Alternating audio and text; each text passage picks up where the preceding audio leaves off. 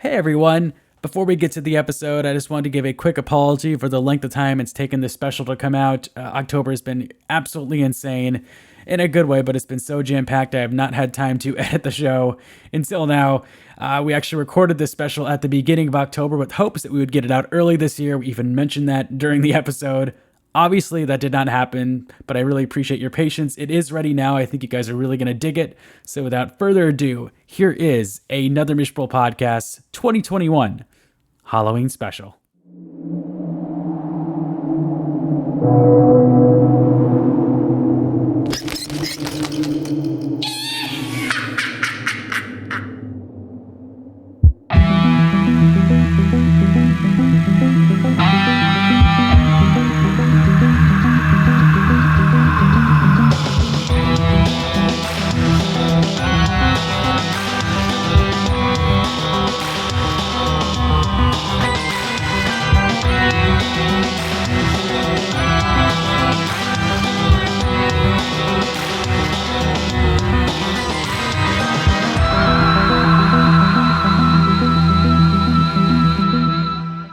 Hey, so we're like the one podcast that doesn't have a whole episode dedicated to Malignant because we had other things to do. But I gotta say, that movie was funny as shit. And I actually have a story for you guys that I want to share. Because first it was kind of like boring as shit, and then it got like funny as shit, in my opinion. Okay. I had some friends that saw it at Beyond Fest.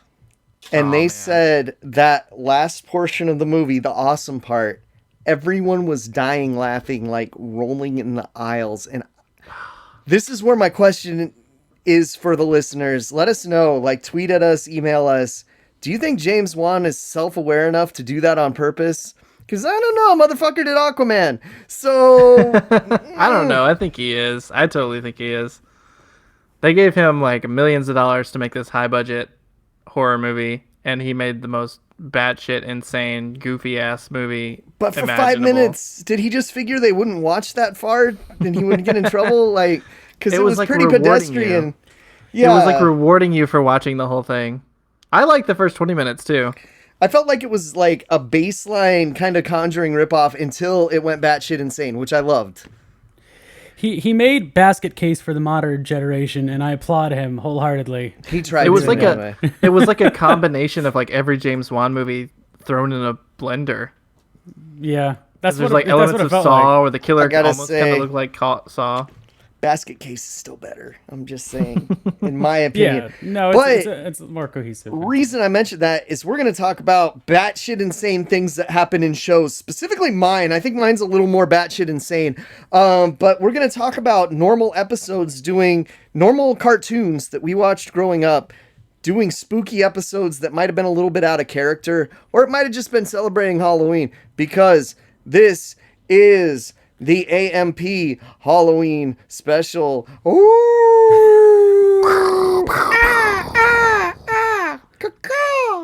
Ooh. Ooh. Damn, there's a lot of birds out here. Welcome to Another Miserable Podcast 2021 Halloween special. Oh. How's it going, everybody? Figured we'd get the Halloween special out a little bit early this year. I'm your host, Boris Karloff Jr. And it has nothing to do with the fact that Halloween Kills doesn't come out until the end of the month, so we can't review it. I thought it comes out on the 15th. No, it comes out. Isn't that the 22nd, or am I thinking of Last Night in Soho? It's still later than we're recording, so it's too late for us to talk about. We're still like a week ahead, yeah. But we were also a week behind of Malignant because we didn't have an episode in between. So that's our Malignant review really quickly. I guess we should give our ratings. I'll let you guys do it because I think I gave it a 4-ski and I can't remember, so I'm going to look it up really quickly. How'd you guys rate Malignant? I was a 3.5. I was also a 3.5. It's a sloppy movie, but it is fun as shit. And funny as shit. It's a good sloppy. Malignant, I gave a 3. I was a little more bored in the beginning. Also, hey, let's just stop using synonyms for bad or evil as your movie title. As an English teacher, it's starting to bother me. Keep going until it's ridiculous. Okay, so next we're going to have a movie called Fetid. Perturbed. Perturbed might work. Yeah, it's going a little too far. It's Insidious's fault, but and Sinister and Malignant and all these other. Who bought James Wan the fucking thesaurus is what I'm wondering, or. Well, before we get into all the Halloween goodness, because this is our annual Halloween special, our third Halloween special. I can't believe that. My name is Zach. I am joined, as always, by the most Halloweeny gentleman that I know. I'm so Halloweeny. That's how they describe me in the books. My weenie's pretty solid. It's not hollow at all. And the gentleman that just made that comment is the one and only Professor Casey. Hi. You want to talk about some ghostly white ding-dongs? They're out this year. And we all have them. He's talking about Hostess. Oh, no, I wasn't. Cupcakes. And we're also joined by another professor, Kris Pistol. I like those Twinkies that have the green shit in the middle for Halloween. Yeah, they didn't do them weird. this year because the Ghostbusters ones got canceled, but they were going to be blue shit this year. There's still a ton of Ghostbusters kids costumes at the Halloween section at Target that kids have no idea what to do with because the movie hasn't come out yet. There's toys in all the stores, too, that the kids don't know what to do with, but all the adults are getting their grubby little mitts all over them. Before we go any further, I have to give a big Halloween congratulations to my buddy Kris, who is getting married this weekend. Yes, congrats!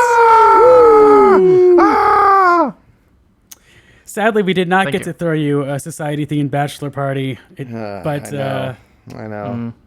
Okay. I had the ass face costume ready to go. Now I'm going to have to do it. Rager. The trick-or-treaters aren't going to get it. there's always a society-themed baby shower, Kris. There is. Never too young for a shunting. My Halloween costume is just going to be a ball and chain that I'm going to attach to my leg. But that's so awesome and so exciting. There's nothing better than an October wedding. I just got in trouble for that. But yeah, that's awesome.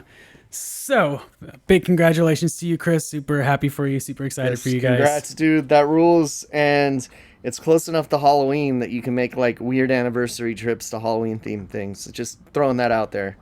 Oh, we're doing future. like a fallish wedding and putting little very fall themed things out.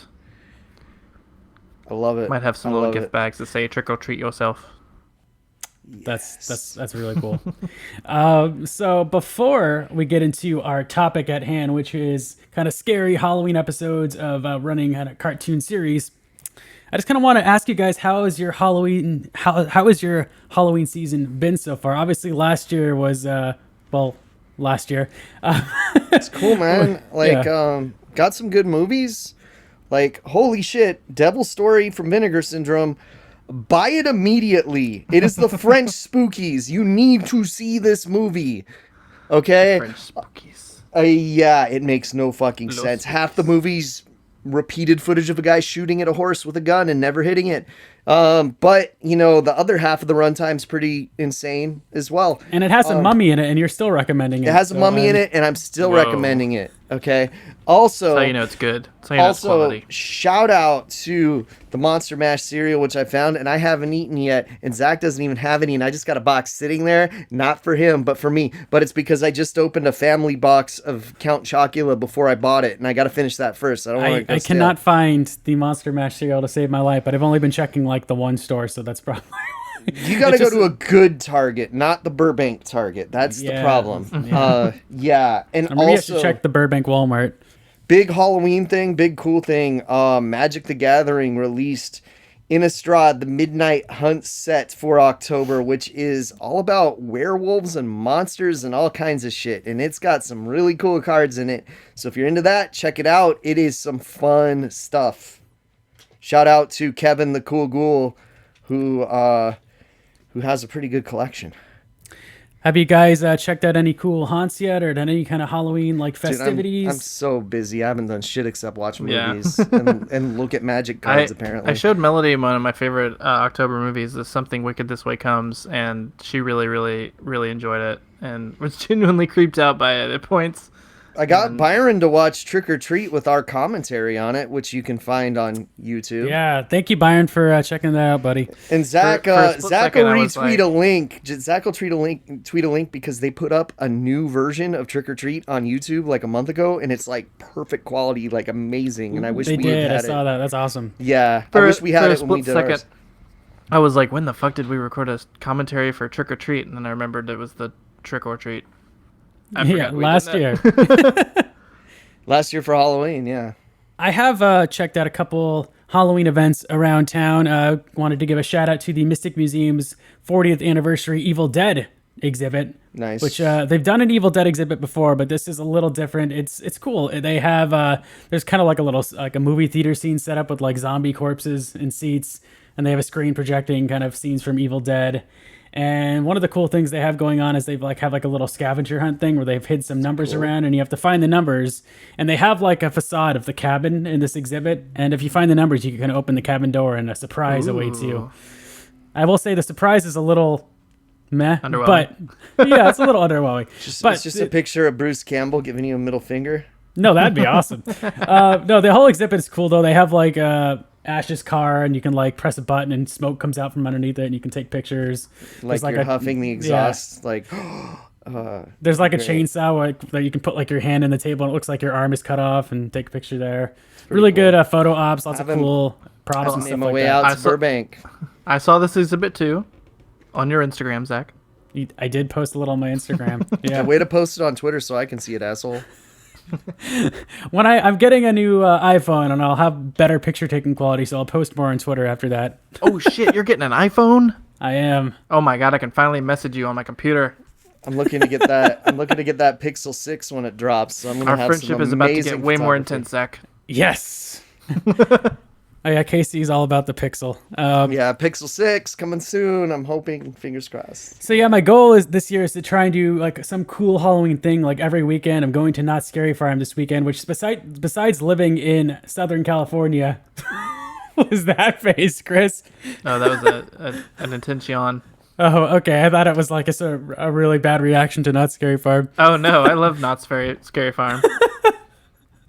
So, besides living, despite the fact that I've lived in Southern California my whole life, I've not been to Not Scary Farm. I went to Halloween Horror Nights when it started back up again in '06, and I've been going like pretty much ever since. I think I missed 1 year. So I'm excited to check out Knott's. They have a lot of really cool shows. They have like Puppet Up, which is like a kind of adult improv show. They have some magic shows I hear going on. So I'm looking forward to that. Off the shelf feeling. Yeah. As far as the monsters go, like you'll see a mask like you could buy.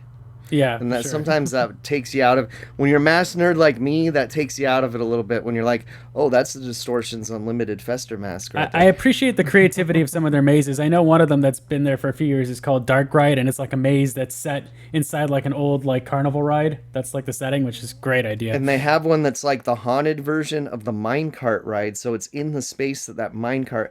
I fucking love that minecart ride at Knott's Berry Farm, just the regular I don't think one. it has the Halloween overlay this year, but I think it has some Uh, like candy overlay or something. I don't know what that means, but I did do Halloween Horror Nights this year. It's not the best year for Halloween Horror Nights. I'm just gonna say that, but they do have some cool mazes. I didn't get to see everything. I didn't get to do the Halloween maze. It's just the waits were ridiculous. And yeah, I went on a I Sunday. heard that we were getting like 3-hour lines for stuff. Oh yeah, Haunting of Hill House. I went in that line. It said 65 minutes. I was there for probably close to 2 hours. Whoa. I would was have a great lost maze. my mind.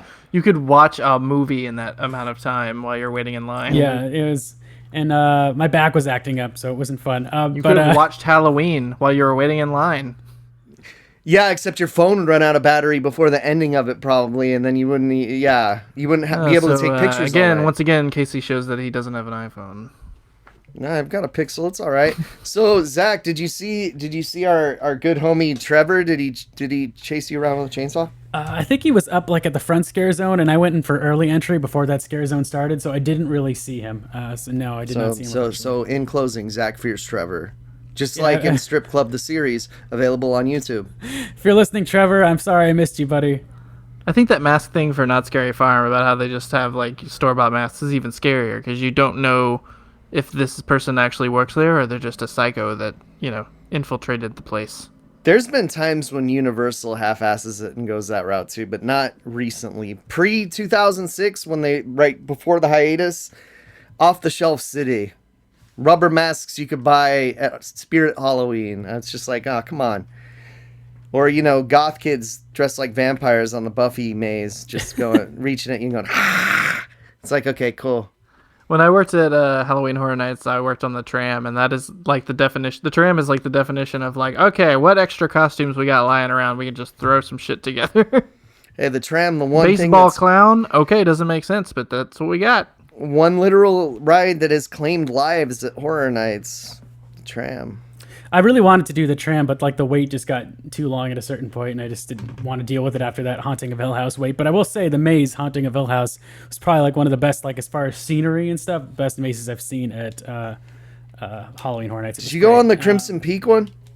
I missed that one, but I imagine it was similar. Yeah, because I heard that one was like nuts. Yeah, it was. I imagine it was kind of similar. The Bride of Frankenstein maze was also great. Texas Chainsaw is kind of a maze you've seen a million times before if you've been to because they've Halloween done Horror it. Nights. Yeah, and The Exorcist they've done before, but I had fun with it because it was the first maze I've done in like 2 years, and we were like waiting in line and they hadn't turned like any of the music or anything on yet, and then all of a sudden when we're like in line, where it's like in a soundstage, the music just starts blasting, and you hear like the Exorcist theme song, and then all of a sudden everyone starts clapping and it was pretty great. But so that was Halloween Horror Nights.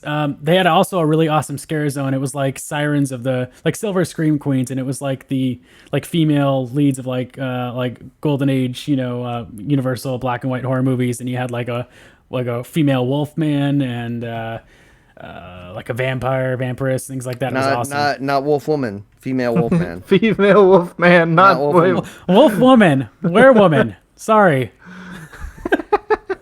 That wolf has a confused sexual identity. She-wolf, yes. Yes, she-wolf. Okay, so I think we should probably let me explain the concept of this episode. Yeah, let's get into what we're actually talking about in this Halloween special. Okay, so first of all, I feel like I've traumatized both of these guys with mine, which imagine watching it when you're like 5 or 6 years old, okay? This cartoon fucked my shit up. Okay, so to put it eloquently, so I had this idea because I just really wanted to talk about the ones I picked to do spooky episodes of like regular shows that don't normally do cartoons. Spooky stuff. Yeah, and then Zach said, "How about Halloween specials?" And I'm like, "Okay, cool. Mine's not a Halloween special, but let's go with it. It's a break from the norm, right? It's doing spooky stuff." I figured we've talked about standalone Halloween specials. If you want to hear some of our favorites, listen to our first annual Halloween special a couple years ago. Paul Lynn's for life. Paul Lynn's Midnight Hour, The Last Halloween, Mark Summers' Mystery Magical Tour, Disney's Halloween Treat. We talk about all of them in that episode and more. The Halloween Tree. The Halloween Tree. But we have not gotten into like kind of just standalone or like kind of single episodes from like a cartoon running series, So and we've all picked stuff that we watched as kids growing up, right? Like that's how it worked out. Yeah, it was very kind of nostalgic. Yeah, that's why I picked what I picked. So yeah, so we've each picked an episode, or in Casey's case, he picked a 2-parter because he's greedy. And you need to see both parts. Also, I've heard mine's been censored since the version I saw as a kid. By the way. Ooh. Oh, okay. To be fair, I have a bonus shout out, so you're not being greedy, Casey. It's fine. Okay. So let's get into this. Casey, what is your pick?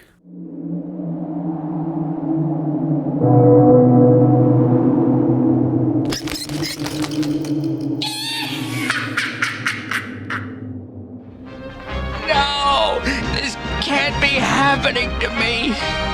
No! Oh no! They're alive! They're still alive! I didn't mean to hurt you! Stay back! Stay back! Ah!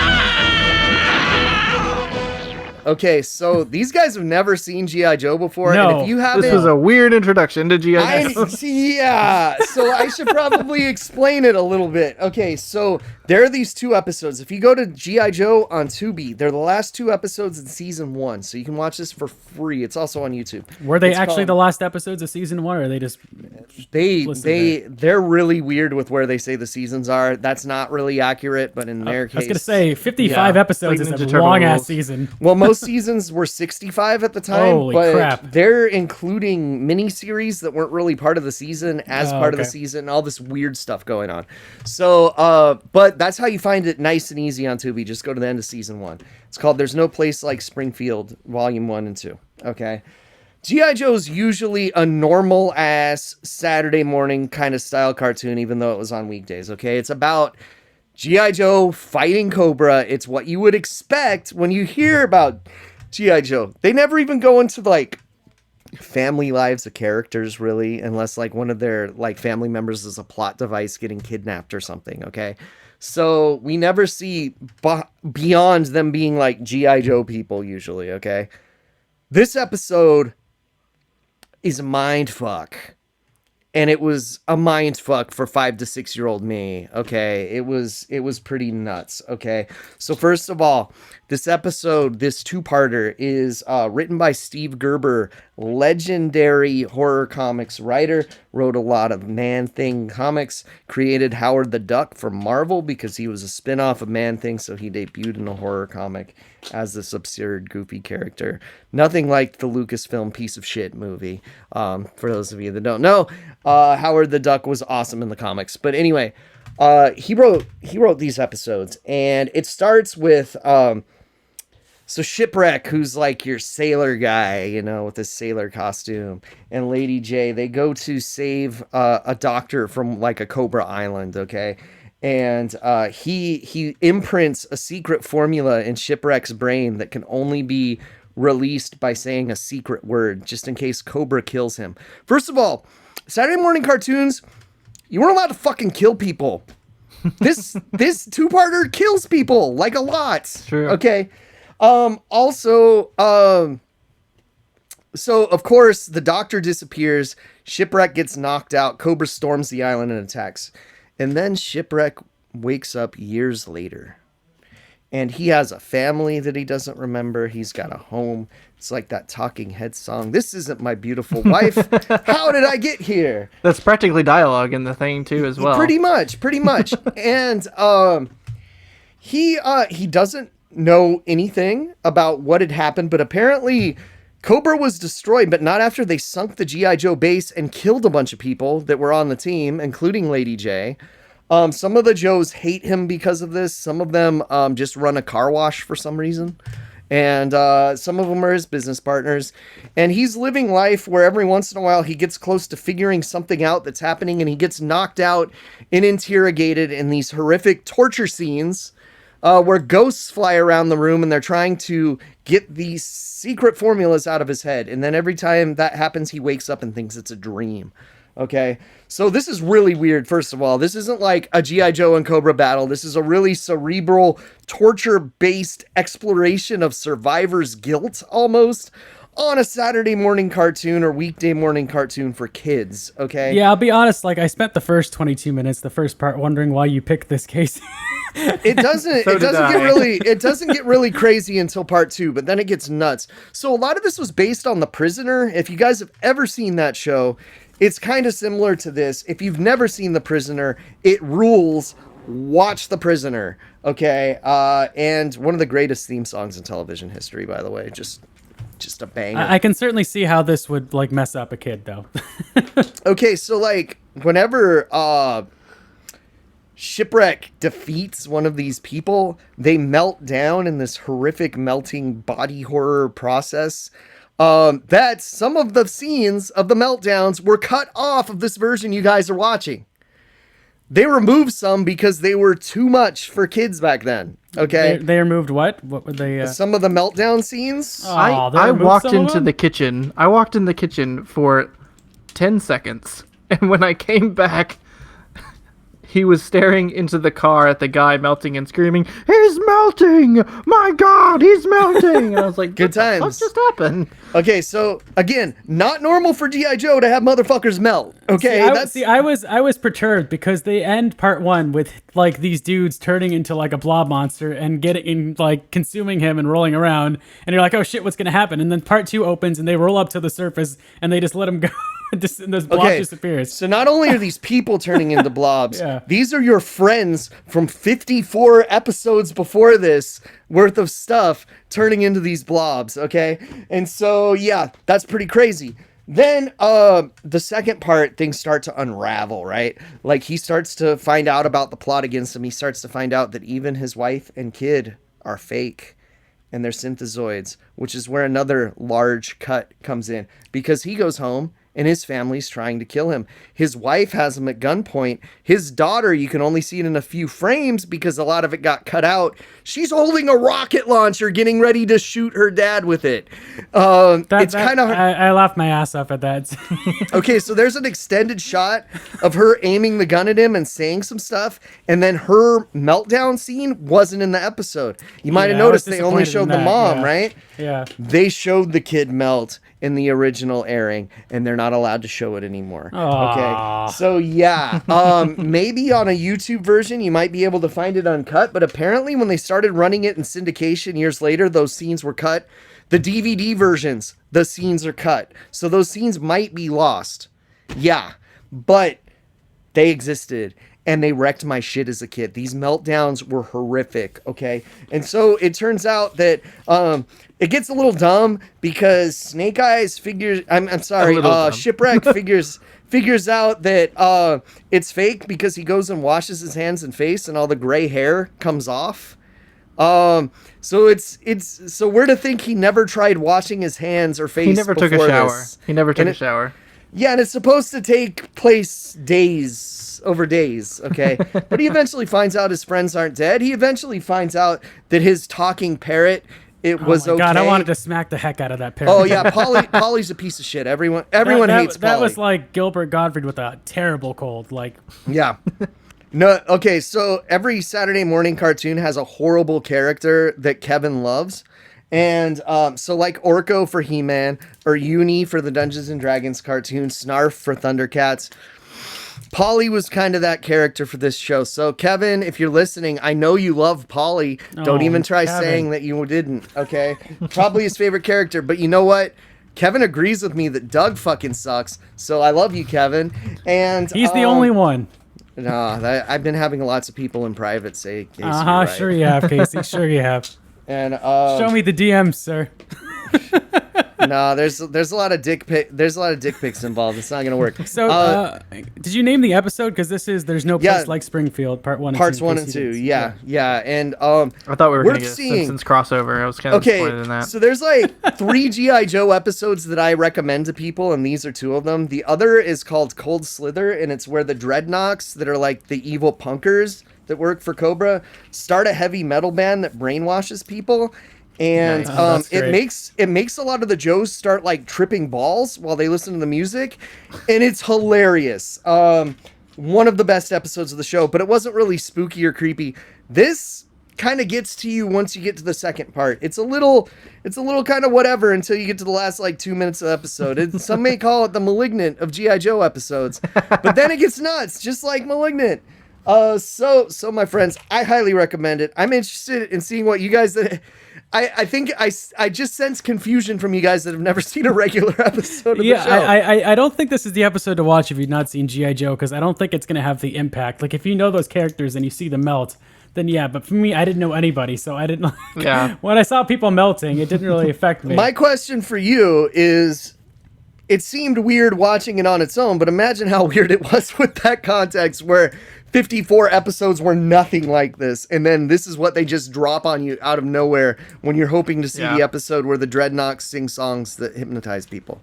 Yeah, the first like 2 minutes I was like, I guess this is pretty standard G.I. Joe fare, but I was also confused because I was like, oh, I thought this might be a Halloween episode, and this is definitely not a Halloween episode. No, they didn't do a Halloween episode of G.I. Joe, unfortunately. It would have been interesting. Yeah, I was expecting something a little more like, knowing you, like kind of gratuitous, or because I just know how messed up your brain is, Casey. So I was expecting things. Compared to other saccharine Saturday morning and weekday cartoons from the 80s, this was a step too far. Yeah. In comparison. I'm sorry that you guys grew up on 90s trash full of fart and diarrhea jokes like Doug Hey. Now, Doug didn't have any fart or diarrhea jokes, or I would have loved Doug. Yeah, no, this was I enjoyed it. I just don't think it's the best introduction to G.I. Joe because you need to know the characters. I think. You never seen the movies or any? I mean, the movies suck. But I definitely saw the the live movie. action movie, The live action movie. I saw the first live action the movie. bad one. Yeah, they're Oh, yeah, both me and my bad. friend went and saw that and laughed through the entire fucking thing and got like really dirty looks from dude bros who were older than us who were like genuinely enjoying it. I thought Snake Eyes looked cool. We were '90s kids, man. We were raised on Nicktoons. Soft boy cartoons like Doug.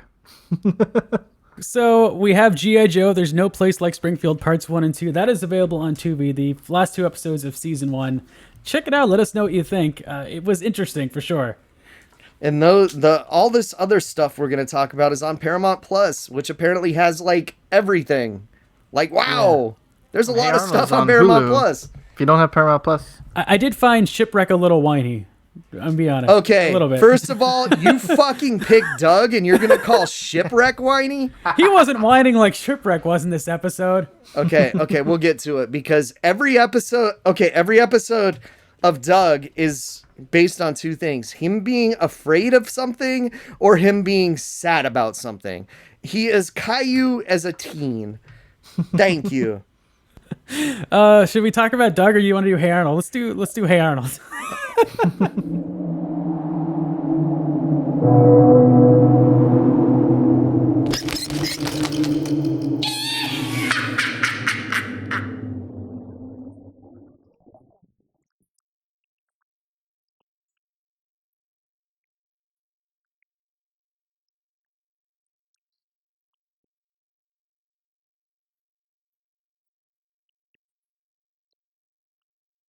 Hey Arnold is the cartoon for like introverts who just want to not go outside but live through other characters that live in a city and go on adventures. It's a very like quiet, Hey, pretty mild show. Kids living in a city was a big deal, though. You didn't get a lot of cartoons about that. That's true. I think You know, that's like- why I was gravitated towards it as a child. Hey Arnold was like my favorite, and still probably is my favorite Nicktoon from this era. It's one of mine as well. Yeah, It's a so bit after my time. I was trying to decide which one to show because there are actually this out of all of the creepy episodes of Hey Arnold or the Halloween. This is the only proper like Halloween episode, and it is the least scary of all of them.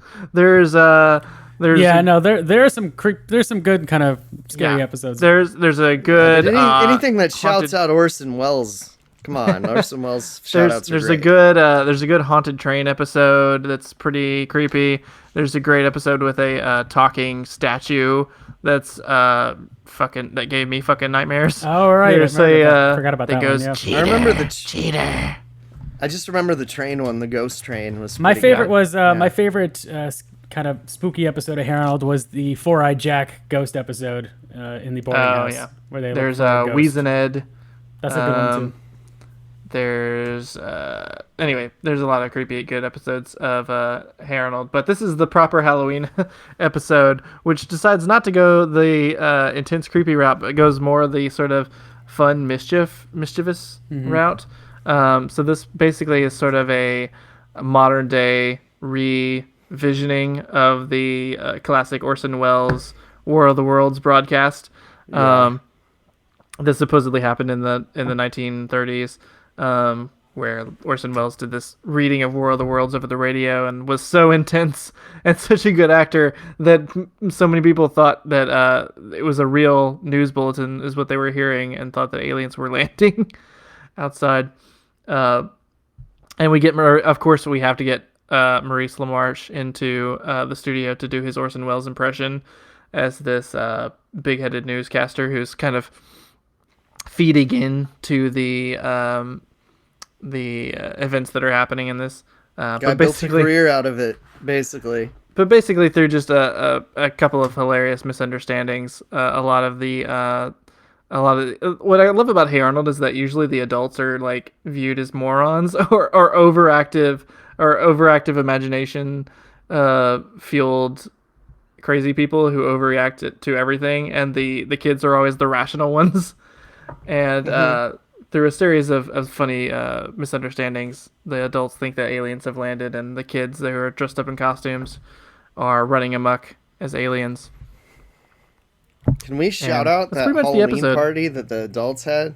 Like, it's Yeah, like, right. They had a beer commercial Halloween party, like that level of coolness. Except no beer. There's some funny details in the background of that party because there's one shot of like one of the party goers dressed as like a mermaid, and she's just standing on a table with like her hands up, and there's like 3 people surrounding her, just like ogling her, and it's like, what's going on back there? And the dude's fighting over being Frankenstein was pretty That great. was great. Yeah. Watching yeah. Hey Arnold as an adult, there's a lot of like funny little asides like that I never got as a kid. But It's really a well done show, and I wish it had come out like 3 years earlier. So I Yeah. could've Yeah, watched it more. like Arnold and Gerald. So they decided to do a radio broadcast to kind of get back at the adults who were, for some reason, who are I think making fun of a show they were watching earlier. So they want to like pretend to do like a UFO broadcast, like Kris is saying. they were shitting on the Z Files.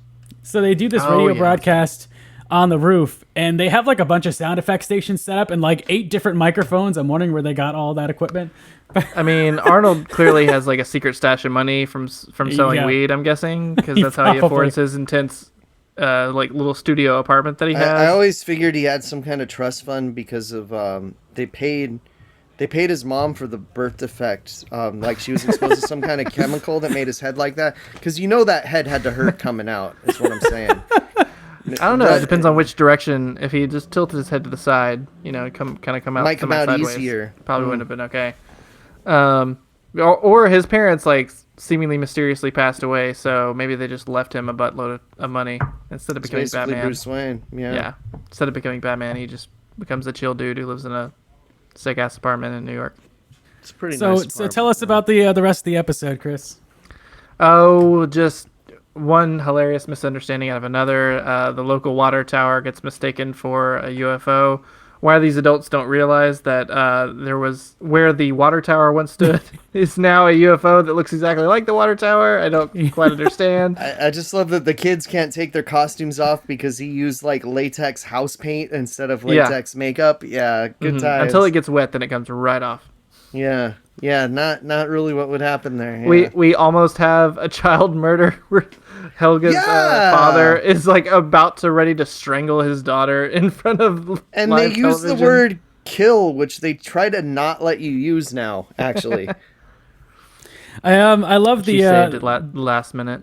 Douglas Kane character, who's obviously modeled after Orson Welles, and he's such a pompous asshole. And like when he thinks it's like the end of the world, there's like he has like some assistants running around with like makeup, and he's like, "Be careful with that. It might be the last makeup kid on Earth." He God, was great. Orson Welles, not Brain? Oh, my mistake. Anytime Maurice LaMarche is brought in to do his Orson Welles impression, it's worth watching just because. God, Yeah, if I could build a career like that out of my Stone Cold Steve Austin impression, I would be a rich man. I love so Helga's dad is like all about trying to take the fight to the alien. So he gets a couple of his friends from the neighborhood, the mailman and Marty the butcher, and they're driving along and they see the principal who's like come out of like a chocolate shop and has a couple boxes of chocolates because he's gonna try and give them to the aliens. And they're like, "Oh, this little weasel!" So they pull him into the car and they're like, "Listen, you little worm, you were gonna bow down to the aliens. You're gonna fight with us. You're either with us or against us." And he's like, "Go humans, go! Go humans, go! Fight, fight, fight!" Yeah, Some which good he stuff. says like throughout the episode. Yeah, Helga's dad is pretty much like the Stan Marsh of the show. So whenever he shows up, it's really funny and I enjoy it. But his daughter's more like the Cartman of the show, unfortunately. Pretty much, yeah. Yeah. Oh shit, I'm. Actually, she's really more like Stan's daughter, the horrible brace face girl. that we never Yeah. see anymore. No, this is a fantastic Halloween special. Yeah. Yeah. Can I, as an interstitial, can I shout out one that I would talk about as well with Nickelodeon that I think is great? Mm-hmm. Sure. Shout out to Zeke the Plumber, the episode of man. yeah. Shorts. We could do another episode just on live action Halloween episodes. We did talk about Zeke the Plumber in our first Halloween special. Okay. Did I drop the knowledge that I went to a Salute Your Shorts reunion and You did. the guy who played Ugg confirmed he was Zeke the plumber? You dropped that exact knowledge, man. I did. Okay, well then fuck that. Let's talk about something. Let's talk about shitty ass I Doug listened to then. it earlier today. I don't remember No, what we talked about. no, we should bring that up every year because it's a I thought it was fantastic obvious that he episode. was Zeke the plumber. It's fantastic and it's super scary, so everyone should watch Zeke the Plumber. I thought it was Donkey Lips this whole time. Just holding his breath. Yeah. I'm definitely gonna like rewatch every now and then. I'll get on a Hey Arnold kick and I'll check out some episodes I hadn't seen. And I'm definitely gonna like try to watch all the creepy episodes. I feel like Hey Dude would have had a cool Halloween episode.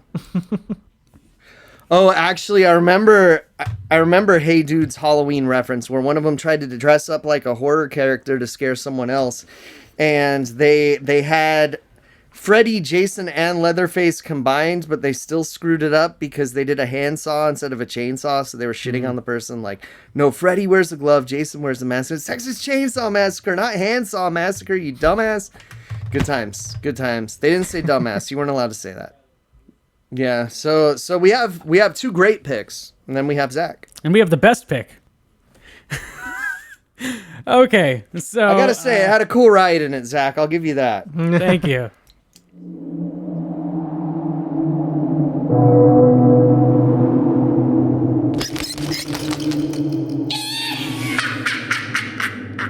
So, you think you're brave, do you? Find out tonight at Funky Town, when Bloodstone Manor opens its doors to give you the scare of your life, or death, where it'll cost you to get in free. But once you've crossed the threshold, there's no turning back. So we have Doug's Halloween Adventure. I am a big fan of Doug. Casey hates this show with a passion for some reason. Okay, it's because Doug is a little bitch. Let's just put it that way. He's always either scared or upset old about is- something. How old is Doug? Because I'm a little confused He's 11. by his age. He's 11. He's 11. Okay.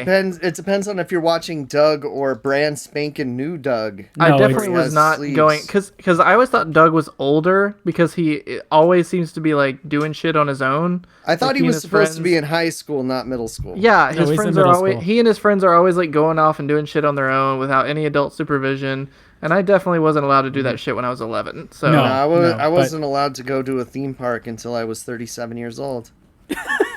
No, not true. But by myself, maybe. But yeah. No, Nah. he's 11. me and So Zach grew up in the 90s, so we are the opposite of latchkey kids. We were like, Yeah. protect your kids so they don't get kidnapped, kids. No, I was the same way growing up. Yeah. You know, Doug was a show that made only me, child. So yeah. it made me feel a lot of things, and I Yeah, related to made Doug. me feel anger, boredom, hatred. Well, Doug, the reason I was confused is because Doug is always going off without adult supervision, but he's also like seems to be in that transition from childhood where he's like, I just want to go trick or treating, or Aren't we a little old for this? Oh, I can't even don't not be a bitch about free candy. I'll say I did like this episode in that I hadn't seen this in years and I forgotten what was gonna happen, and this episode like had me guessing till the very end. Like it kept taking turns. Like, okay, I guess they're just gonna go to the theme park and then ride the ride. I could have sworn there was a reveal that Mr. Dink or Porkchop was this fucking guy, but they didn't do it. Yeah. Yeah, I was like, Or oh, Judy. I guess they're just gonna go and get on the ride, and he's gonna realize it's not scary, and that'll be it. But then the ride fucking breaks down. First of all, they break into the ride after it's closed, which is kind of awesome. Always wanted to do that. I don't think whoever wrote this understands how rides work. Yeah, the actors, I guess, still stay in the ride after it's closed. Oh, those were robots. They were like animatronics. Except That for was the not ghost made guy. clear. That was the No, question mark. Many things weren't made clear. You know, I heard, I think it might have been on Podcast The Ride, something like that, that on some of the rides, they don't turn the animatronics off because it's better just to keep them running in the dark by themselves, which is Yikes. creepy as shit. Yeah. So, Doug's Halloween Adventure. So, we open this episode. Skeeter tells a story about Baron von Heckelhofer, which is just a fantastic name. And Baron von Heckelhofer was a baron who fell in love with a beautiful maiden. But to win her love, he decided to build her a mansion, as you do. And it took him 17 freaking years to build this mansion. But the dipshit can't build a floor. No. So he marries her, and the day of their wedding, he brings her into the mansion. They open the door, and they immediately plunge to the death because they did not build a floor. This is apparently the house from Home Alone 2. So that is the story. And that this mansion has been standing in this location ever since. And some mysterious cloaked figure decided to put that mansion to good use in Funky Town, the amusement park in Doug. And so now it's like a haunted ride at Funky Town, basically like the Haunted Mansion. And it's sitting there. And so Skeeter wants to go do it. And Doug's a little weary of it because it's supposed to be like the scariest ride ever. So what's weird is there's clear what looks like clear references to the Mummy ride, but the Mummy ride came out later, which is a little interesting. Clearly Haunted Mansion based though. For me, I like this episode because it gets into at a certain point you get to an age where you feel like you're too old to trick or treat. Yeah, it's when you start getting over 6 feet tall and then everyone gives you shit for it. Yeah. That was 8th grade for me. Thanks for reminding me. But they're in like 6th grade. You're not too old to trick or treat there. You're perfectly within your your limit there. But you do start to feel it then. And so I'm wondering, do you guys remember like when you felt like you were too old to trick or treat? Did you ever have an instance? 9th grade when people kept asking me how fucking old I was when I was dressed as the Crow. Yeah. I definitely had to convince one of my friends to go trick-or-treating with me one year, but I was dressed as Michael Myers, so I had a complete mask on, so nobody knew who the hell I was. So I felt the anonymity, and I was like, dude, just shut your mouth and let's go get free candy. Yeah, I was towering over everyone and dressed like a character from an R-rated movie. It was, I think that was like 5th or 6th grade, because it was definitely like that time when I'm probably feeling too old to go trick-or-treating. But not old enough to go to parties yet, so... I'm telling you, if I thought I'd still get candy, I'd go trick-or-treating now. I have no shame. I have no shame whatsoever. Did you ever have an instance, because in this episode, they go trick-or-treating and they run to one of their classmates who's giving out candy. Did you ever have like a situation like that where you were embarrassed to be trick-or-treating and ran into like a classmate? Nah, they would just say like, cool costume, bro. Like, hey, I'm stuck at home hating life. Way to enjoy yourself. No, not really. I mean, I've got a really small, like, close-knit neighborhood where there's, like, a lot of houses very close to each other. And, so we kind of knew everyone anyway. Everyone kind of knew who you were. So it wasn't embarrassing. But again, like I said, I have no shame. Also, I would totally be in character the entire time, so I would not reveal who I was. I was Michael Myers that entire time. You committed. I respect that. My storyline was that Michael Myers had snapped even further, and instead of killing people, he now just wants candy. You gotta remember, this is the Behold the Spirits neighborhood, Zach. How could you feel embarrassed when you've seen Kleenex spirits blowing in a fan? And been told to behold the spirits. This is true. Yeah, I feel like Burbank also, you get a free pass no matter how old you are. It's my goal to get the Behold the Spirits guy on this podcast. God, I don't know if he still lives there. I don't remember which house is his, unfortunately. He was on a street I never played on, you know?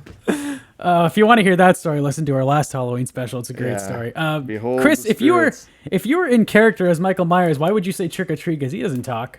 Yeah, you don't have to say trick or treat. Do you have like a sign? Do you have like a sign that said trick or treat? I would just ring the doorbell, and when people come, I would just stand there and hold up my bag slightly. They would be slightly freaked out, but you still give me candy. Hey, you are supposed to still give people candy if they do that because they might be nonverbal, and it's a good thing to still give people Speaking candy of Halloween costumes, I want to give a shout out to Skeeter's costume in this because it's pretty fantastic. He's like a space ship from a video game called Space Bunks, which is a game featured in Doug. Can you know why they're never going to show this show again? Because white people know what skeet, skeet, skeet means now. Can't call a kid Skeeter anymore. Well, that's his character's name. So, Skeeter, he's a spaceship, but the cool thing about this costume is he has a button, and when he presses it, it's like if you blew up the spaceship in a game and the parts shoot out on springs. It's great. It's great. Let's teach the kids about the Challenger explosion this way instead of through a Punky Brewster episode. It looks cool, man. It looks cool. And Doug is dressed as Brace Canyon, which is like the Indiana Jones of the Doug universe. Yeah. Indiana Jones, even though his name is based off of Johnny Quest, Race Bannon. That's one thing I remember about Doug is that they had their own version of everything in real life. It's like Ray's Canyon is Indiana Jones. The Beats were just the Beatles mixed with the Rolling Stones. It's almost like it was devoid of creativity. I gotta say though, like this ride is worth it, Zach. This was worth watching the episode for this ride, just because I love shows with rides in them. I gotta shout out Dennis the Menace, the Deke cartoon. There's a Pirates of the Caribbean, haunted Pirates of the Caribbean ride that he rides in one episode. Tremendous, better than the real Pirates of the Caribbean. This is like better than the real Haunted Mansion, sort of. I don't know if I'd like all the roller coaster shit. Makes my stomach hurt, but you know. What Dennis the Menace episode has like a Pirates of the Caribbean like right? This is the animated series? Yeah, the cartoon. Okay. The cartoon. Yeah. They mix and match like, because you know how like usually with Doug or with Hey Arnold they would do like 2 like episodes per show sometimes. Definitely Hey Arnold usually does it. Yeah. Or Rugrats would do it. I can't remember if Doug did it or not because I didn't watch it as much. But Dennis the Menace would do 3 episodes per show, and sometimes they'd mix and match which ones are on a show. So it's like good luck tracking that shit down. Yeah. Yeah, it's kind of difficult, but it made the opening credits too. There was like a Haunted Mansion episode too that was pretty good. But I'd say this ride reminds me of. Zach, were you with me when we did the VR kind of Haunted Mansion at a horror convention? Yes. Yeah, Scare LA. That was cool. It reminded me of that like a lot. Yeah. I have a full breakdown of the ride, so let's get to it. So, Yeah. trick-or-treating. They miss the bus to get to Bloodstone Manor because Doug is having cold feet.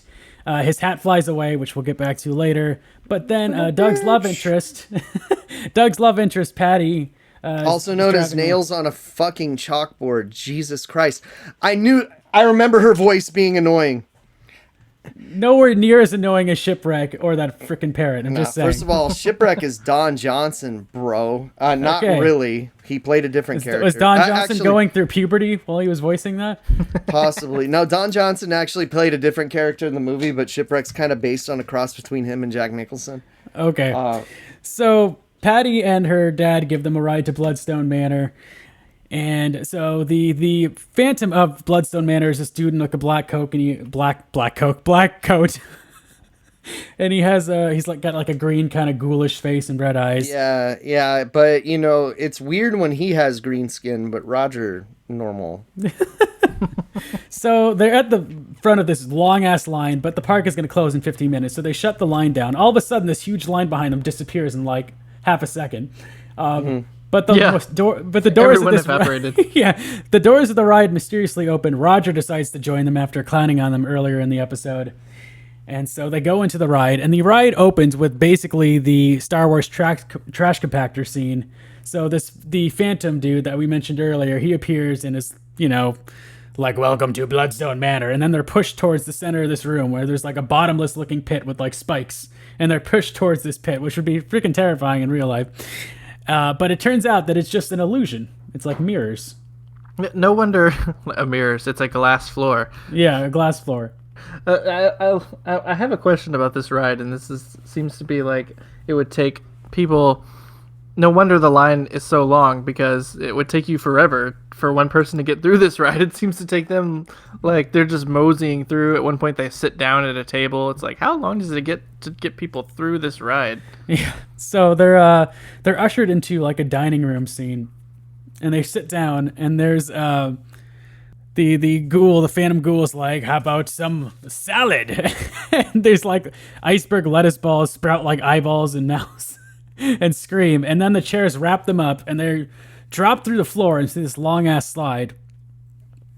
And then these slides let them off in like a casket type vehicle, like a casket mover. And then they go if you through. think those slides are bullshit, go to Area 15 and Omega Mart, and you can go down a slide just like this, but not Pretty in a much, chair. yeah. Not shackled in a chair, yeah. So they go through like a grim grinning ghost haunted mansion style graveyard scene. There's ghosts and ghouls and zombie dudes with shovels, and they go past like a moon that looks like the Méliès trip to the moon without the like This is the part that feels like the Mummy ride a little bit, even though it came after that. A little bit, somewhere between that and the haunted mansion ride. So that's like mainly what we see of the ride, but the ride breaks down, they get out, and so they go look for help, and then Roger disappears, and they just find his shoes. And there's a legend that they heard earlier about a couple kids that were on this ride that disappeared, and all they found were their shoes. So they just see Roger's shoes. They go looking for him. They like fall through a gravestone, and they see kind of the inner workings of the ride and all these like ghosts that kind of pop up. They see the Grim Reaper again. They get scared. They're gonna leave, but Doug doesn't want to be chicken. Don't call him chicken, Marty McFly. So he stays, and the Grim Reaper shows him that Roger was just, this Grim Reaper dude shows him that Roger was just clowning them like on a security camera footage. And But they're at like, no point do they think to look at this Grim Reaper dude and go, wait, who the hell are you? Yeah. Why are you still in character? Are you a homeless man who lives on this ride? I still think it's Mr. Dink, but you know.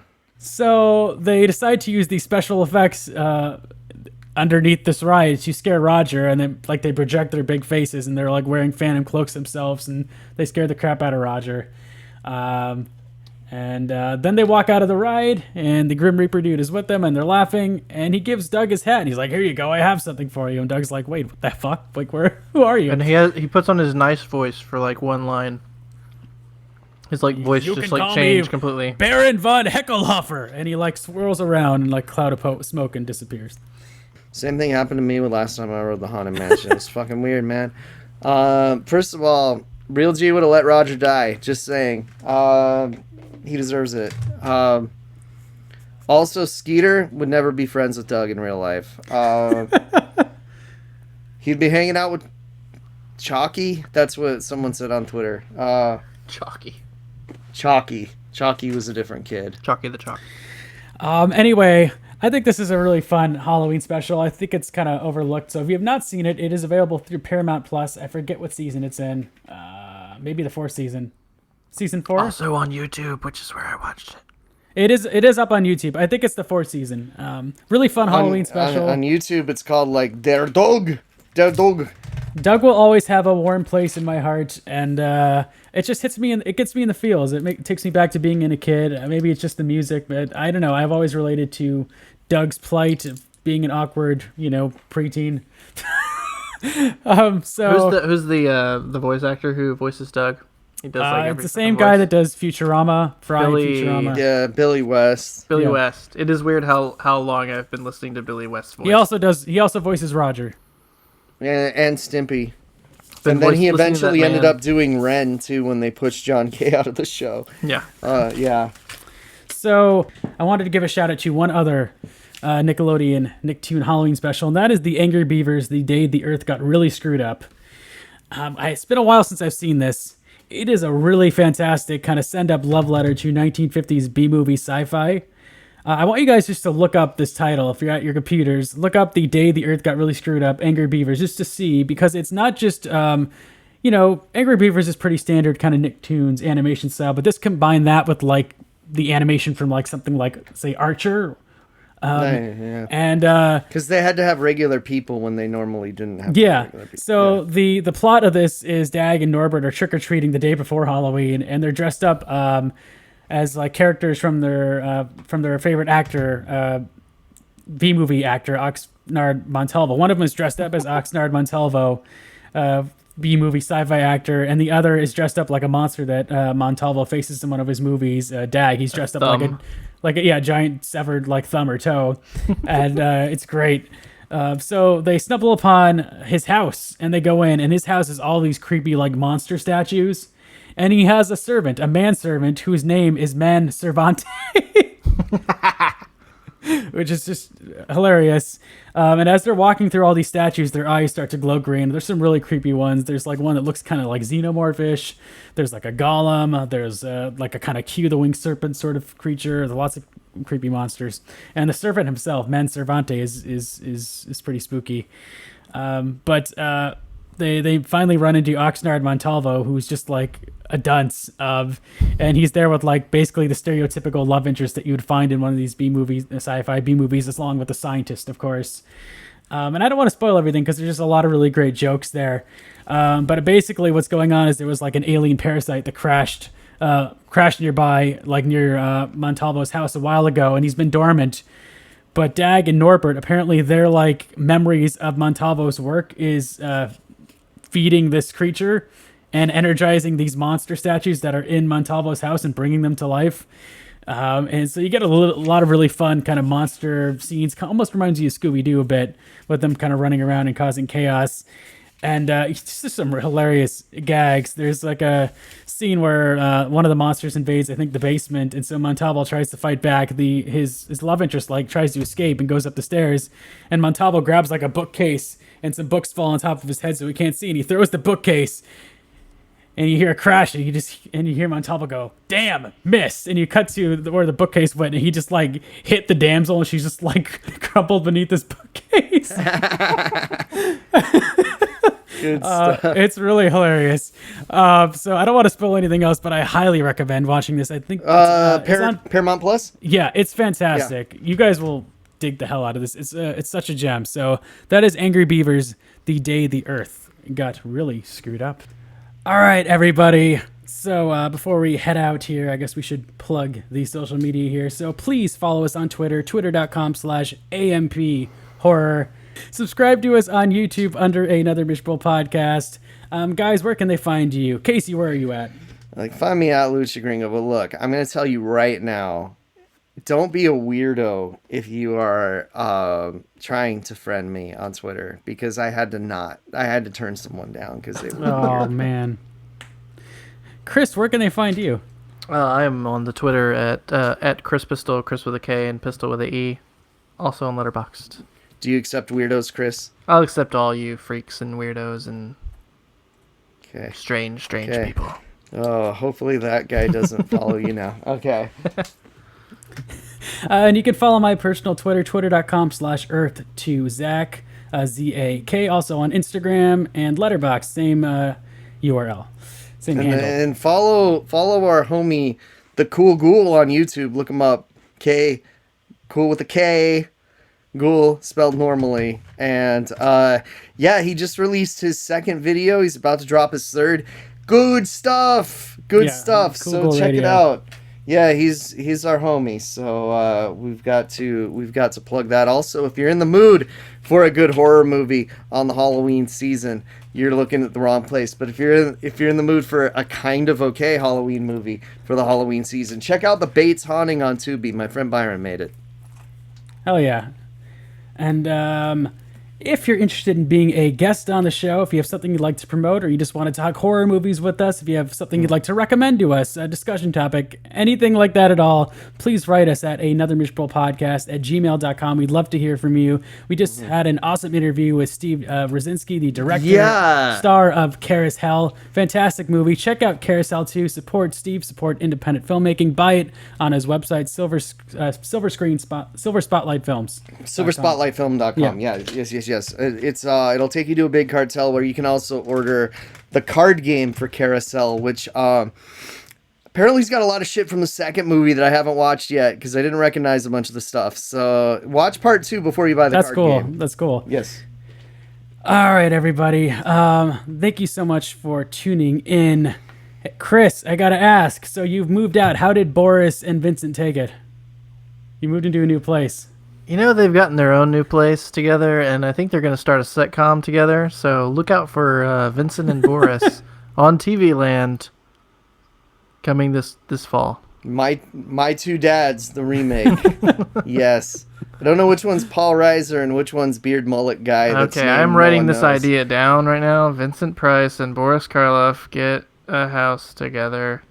Hilarity ensues. I had to check in because they were both in their last 2 Halloween specials, so I just had to see how they were doing, how they were And coping. also, My Two Dads stars the girl that was also in Step by Step, which is on HBO Max, and it's the only show that was added to HBO Max that matters for families. Just saying, Step by Step's better than Family Matters. Yeah, I said it. Except for Waldo Geraldo Faldo, one of the greatest characters made in television history. Thank you.